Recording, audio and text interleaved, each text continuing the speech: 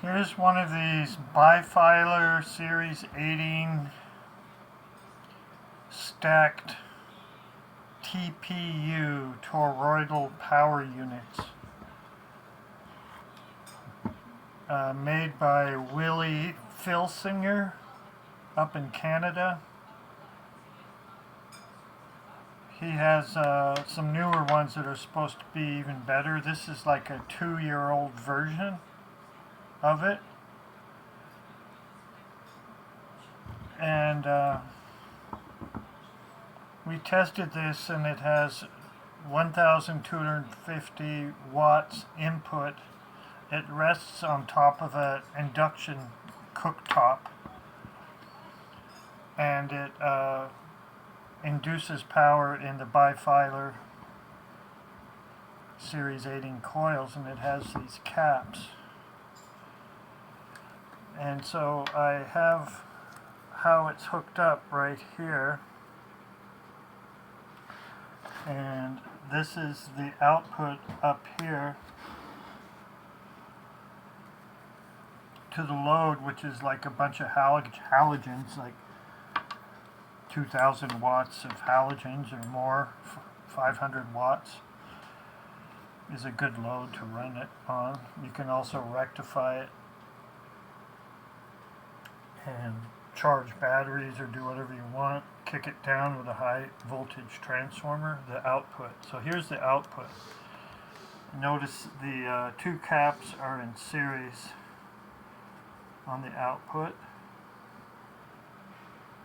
And this is how to get it started. You have two caps in parallel into like a 75 watt light, and that kind of kick starts it so it gets going, instead of putting like a steel plate on the stove and then quickly throwing this on top of it. And these are 3.3 UF, 0.33 UF, I'll say MFD, 600 volts AC, 1200 volts DC. That's what the caps are. You can find them on eBay. Just look up induction cookpot stove caps. And so anyway, so it has these caps. It has this particular wiring pattern because there's one coil on the bottom they call the resonator coil. And that's this one. I have this, the first layer, and this is hooked to that light bulb. So that's these over here to the light bulb. And that is just connected to this monofilar flat coil. It's not bifilar. And this is what sits on top of the induction stove. I'll show you the induction stove in a little bit. Okay, so that's the first layer here, and that's the solid black coil on the bottom. Now there's 4 more layers of bifilar flat coils. Now what's very interesting and not logical is the very top coil here, stacked on top, is your typical bifilar coil where you connect series 80, where you connect the output of the inner wire to the input of the outer wire. So it's series 18 Bifilar. That's that Tesla patent that everybody knows about, that he called his greatest discovery he's ever made. So another way to say it, you have a bifilar coil, and the inner coil's ending hooks up to the outer coil's beginning. And now it creates a strange induction of the two wires parallel going back into the other, and I think there's a capacitance made in the air gap between the two coils. But anyways, so this is supposed to be, this is not bifilar, this is bifilar series 18, this is bifilar series 18, this is bifilar series 18, this is bifilar series 18. And I have it first layer, second layer, third layer, fourth layer, fifth layer. Okay. Now look at this though. How the second layer, which is the first bifilar, because the very first layer is monofilar resonator coil with a light bulb on it. And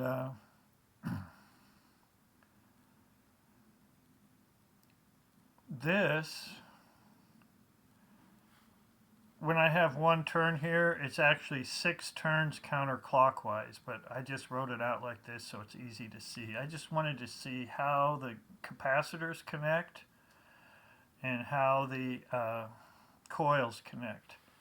Now the coils do not, the wires do not connect, they're just induced into each other because it's a series bifilar, and there's the connection of the out of one to the in of the other, series 18 bifilar, and then it has a cap across it. So that cap right there is across it. That makes sense. The very fifth layer, instead of this cap across it, this cap is across it. And it's also series 18 bifilar. And notice this cap, which is this one up here, is in series. So it's 2 caps in series. So it's kind of an odd way to hook things up, but it's how they're hooked up in this. This is a direct copy exact direct copy of something that Willie Filsinger sold to somebody like 2-3 years ago, and it's just been sitting, and a friend of mine just copied it, and that's what this is. He used the exact same wire, exact same caps, exact same winding, and then he never turned it on and tested it. So we turned it on and tested it a little while ago, and it was 200 volts output into some halogens, and it said 27 amps with a clamp meter, but we're going to need to do that again because I don't think the clamp meter was that accurate. But it was just looking at the lights. Lights don't lie. The light was 2 500-watt lights, four 500-watt lights, and they were made for 120, and it was 200 volts across the lights. So the lights were just screaming bright. And the input to the induction stove was 120 volts and 11 amps. So it was about 5 times over unity according to the meters. And Willie sells these things for about $1,500, and then he has a new one that apparently is 10 times over unity. He sells those for $3,000. And so if you want to buy one, look up Willie Filsinger and his TPU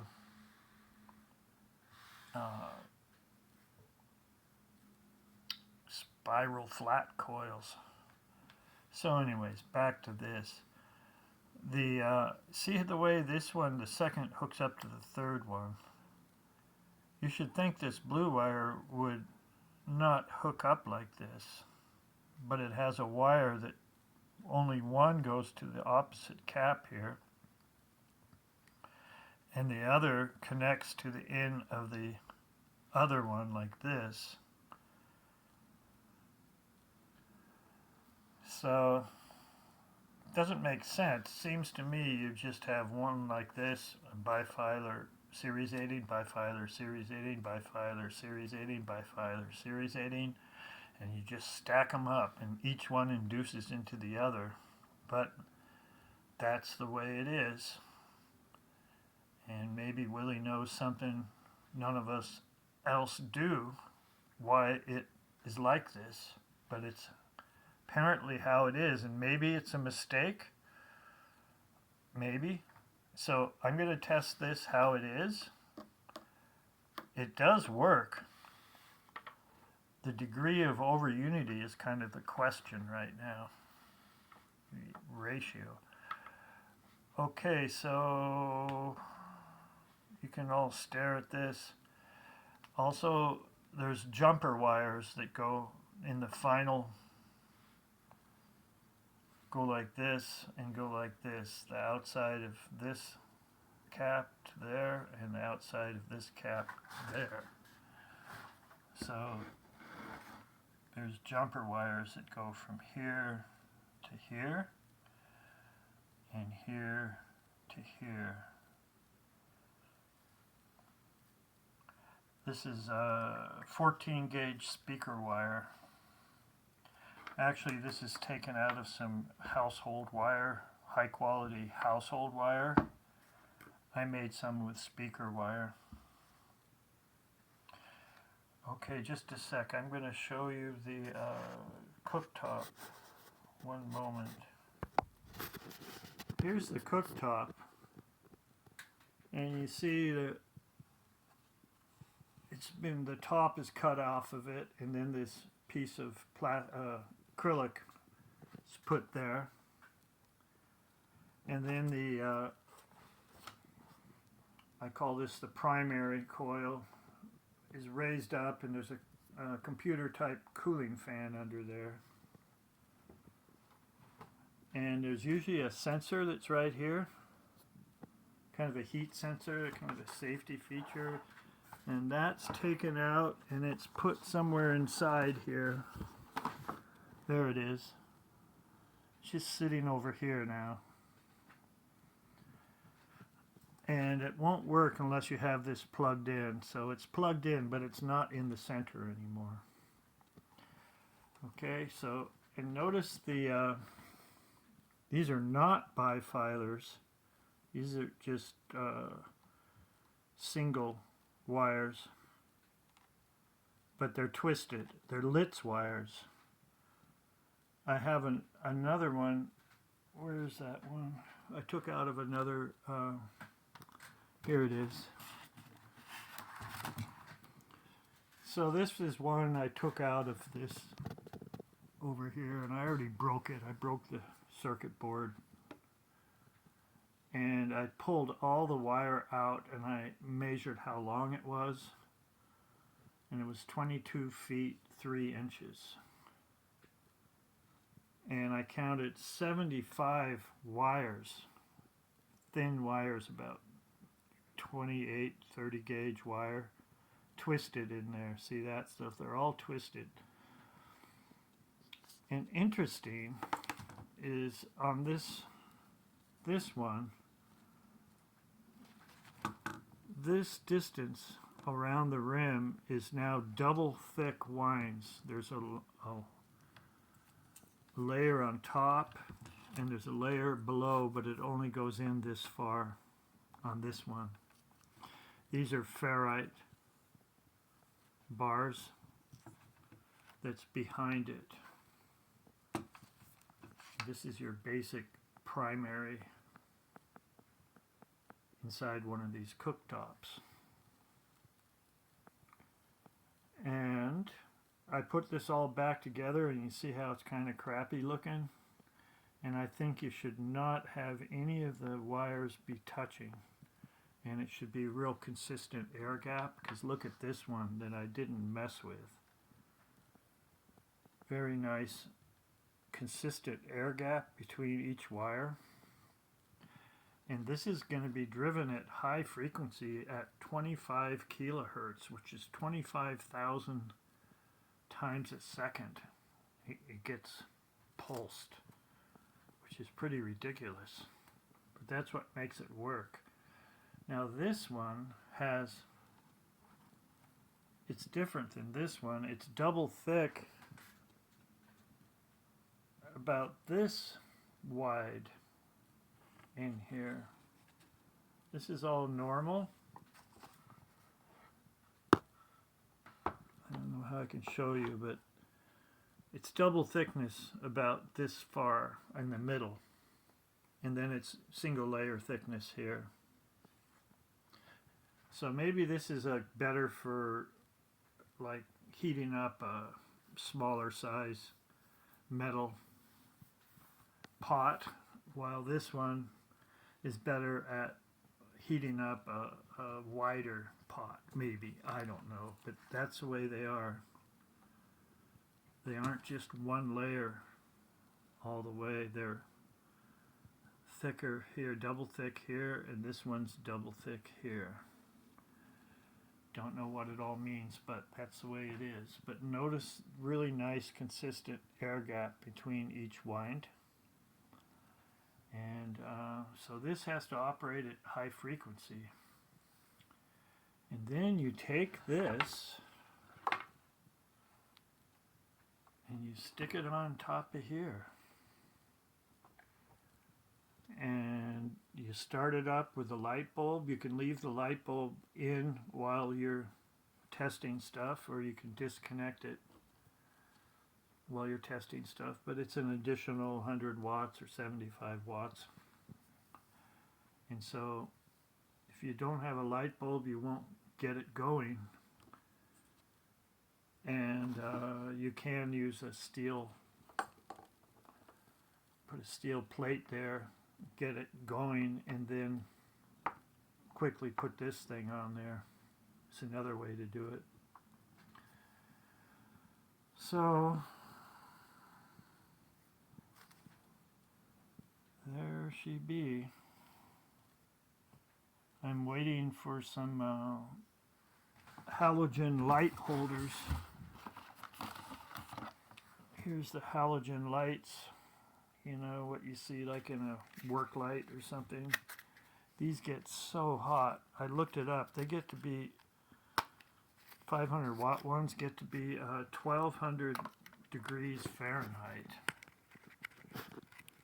What I want to do is not have all 500 watt ones.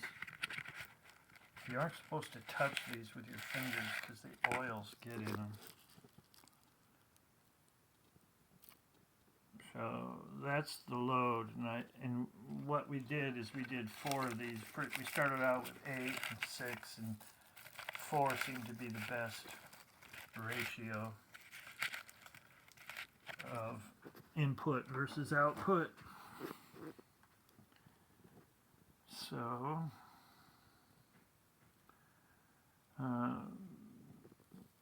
Jean-Louis Naudin, who has a really good website. He tests a lot of free energy stuff. He tested these like 12 years ago. He calls them Gegene, Gegene. And it's called a TPU because it's a toroid. It's a toroid, but an air core toroid. And I think it's air core because it's operating at very high frequency, and cores or something would just get in the way, although they do have these ferrites on the very bottom of the primary, and that's for some sort of reason, But if you look up how these are built, they all have this ferrite on the bottom of the primary. And you can bet that ferrite is made for 25 kilohertz, because that's what these operate on. So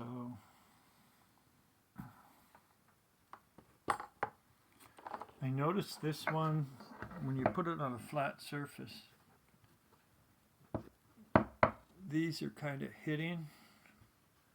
Doesn't look like it'll be completely flat on the sitting on the primary. So I'm going to cut the hot glue off there a bit and push those up, make it so it sits really nice and flat on top of this primary. Okay, I think that's pretty good. So, and if you want to buy one of these, contact Willie Filsinger. He's in Canada. Filsinger.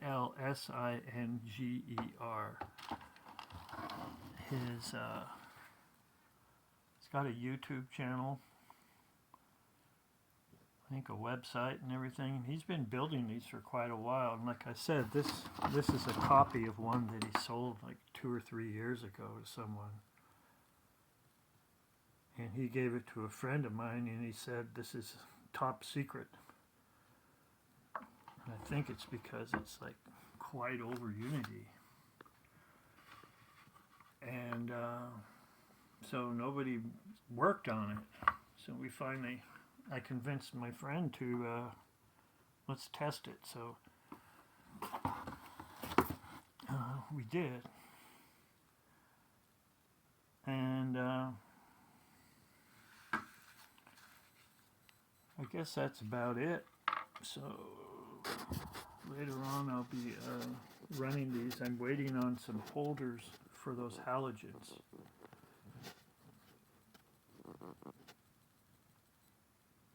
So, okay, thanks for watching.